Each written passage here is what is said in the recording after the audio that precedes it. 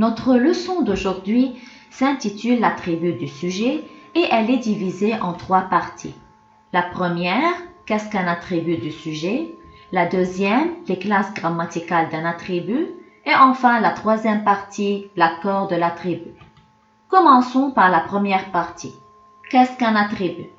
L'attribut du sujet est un mot ou un groupe de mots qui exprime une qualité ou une caractéristique attribuée au sujet par l'intermédiaire du verbe être ou d'un verbe attributif qu'on va voir tout à l'heure.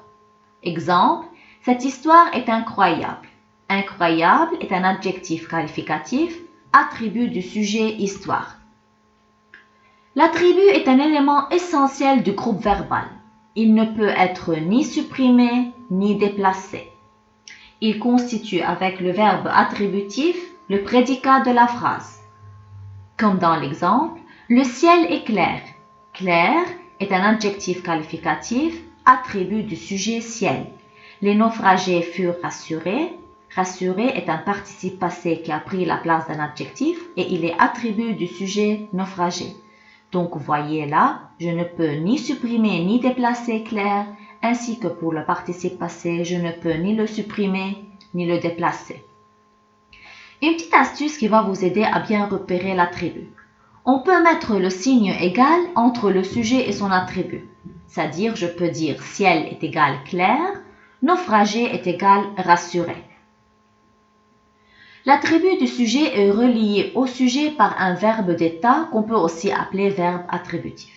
Découvrons ces verbes ensemble. Être, paraître, sembler, demeurer, rester, avoir l'air, passer pour, devenir,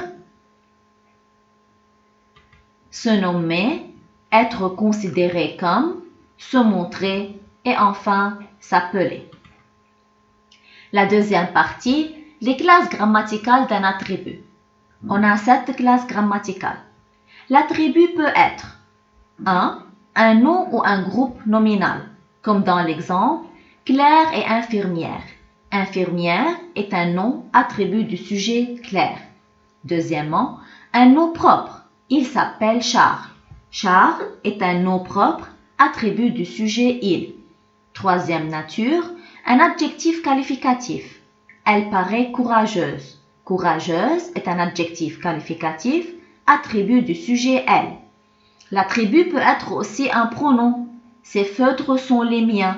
Les miens est un pronom possessif, attribut du sujet feutre. Cinquièmement, un groupe infinitif. Son ambition est d'atteindre Mars. D'atteindre Mars est un attribut du sujet ambition. Sixième nature, un groupe prépositionnel, c'est-à-dire il est introduit par une préposition. Comme dans l'exemple, elle est en forme. En forme est un groupe prépositionnel, attribut du sujet elle. Dernière nature, l'attribut peut être une proposition. Je ne suis pas ce que vous croyez. Ce que vous croyez est une proposition, attribut du sujet je. Dernière partie, l'accord de l'attribut. L'attribut du sujet s'accorde en genre et en nombre avec le sujet si cet attribut est 1. Un adjectif ou un participe passé. Exemple, mon ami est fasciné.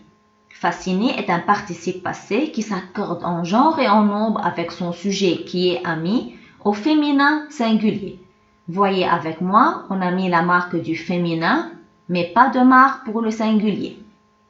Deuxièmement, un nom de personne qu'on peut employer au masculin ou au féminin. Comme dans l'exemple, Théo est comédien.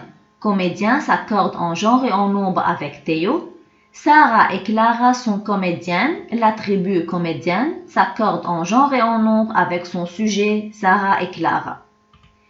Troisièmement et enfin, un pronom. Cette voiture est la mienne. La mienne est un pronom possessif qui s'accorde en genre et en nombre avec son sujet voiture qui est au féminin singulier. À bien noter, dans les autres cas, l'attribut ne s'accorde pas, comme dans ces deux exemples. Nous restons debout, vous êtes d'accord. Voyez là, ni debout ni d'accord, donc n'ont pris la marque du pluriel. Faites attention, debout, d'accord, reste invariable. Merci bien pour votre écoute et à bientôt.